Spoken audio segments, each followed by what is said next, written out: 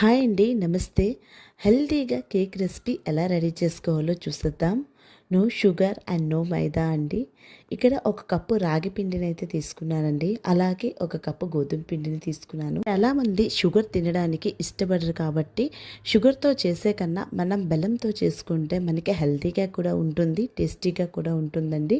Cake తినాలని ప్రతి ఒక్కరికి ఉంటుంది కాబట్టి ఇలా రాగి పిండితో హెల్తీగా కేక్ని రెడీ చేసుకోండి. రాగిపిండి తినని పిల్లలు కానీ పెద్దలు కానీ రాగిపిండి రెసిపీ చేస్తే చాలామంది తినరండి. కానీ ఇలా కేక్ రెసిపీ చేస్తే కనుక పిల్లలు కూడా చాలా ఇష్టంగా తింటారు. ఇందులో నేను 3-4 టేబుల్ స్పూన్ వరకు కోకో పౌడర్ వేసుకున్నానండి. అలాగే 3-4 టేబుల్ స్పూన్ వరకు పెరుగును యాడ్ చేస్తున్నాను. ఇక్కడ 1 టేబుల్ స్పూన్ వరకు బేకింగ్ పౌడర్, అలాగే 1/2 టేబుల్ స్పూన్ వరకు బేకింగ్ సోడా వేసుకుంటున్నానండి. మీరు పెరుగుని స్కిప్ చేయాలి అనుకుంటే కనుక దాని బదులుగా 1 టేబుల్ స్పూన్ వరకు నిమ్మరసాన్ని కూడా వాడుకోవచ్చు.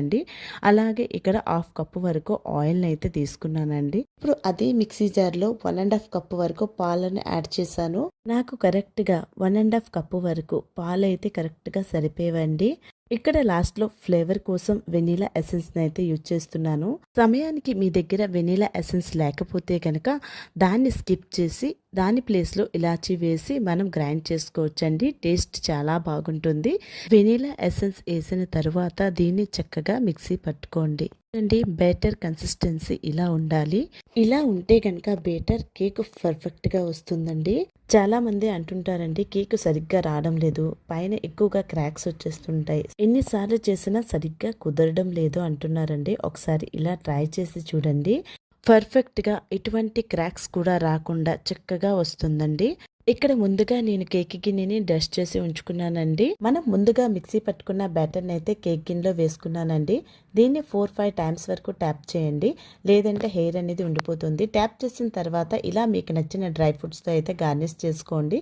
ముందుగా ప్యాన్ హీట్ చేసిన తర్వాత కేక్ పెట్టండి. ఇక్కడ నాకు కేక్ బేక్ అవ్వడానికి అయితే 45 మినిట్స్ పెట్టిందండి. నేను 30 మినిట్స్కే ఓపెన్ చేసి చూసానండి కేక్ బేక్ అయిందా లేదా అని. మీరు స్టిక్తో అయినా నైఫ్తో అయినా ఇలా ట్రై చేసి చూడండి. మనకి చక్కగా అంటకుండా వచ్చింది అంటే కేక్ చక్కగా బేక్ అయిపోయింది అని అర్థం అండి. ఇక్కడ పైన పగులు రాకుండా చక్కగా కేక్ అయితే బేక్ అయిపోయిందండి.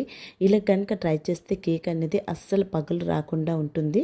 ఇప్పుడు చూడండి, నాకు 15 మినిట్స్ తర్వాత కరెక్ట్గా బేక్ అయిపోయిందండి. దీన్ని బాగా చల్లార్చుకోవాలి. చల్లారిన వరకు దీనిపైన కాటన్ క్లాత్తో క్లోజ్ చేయండి.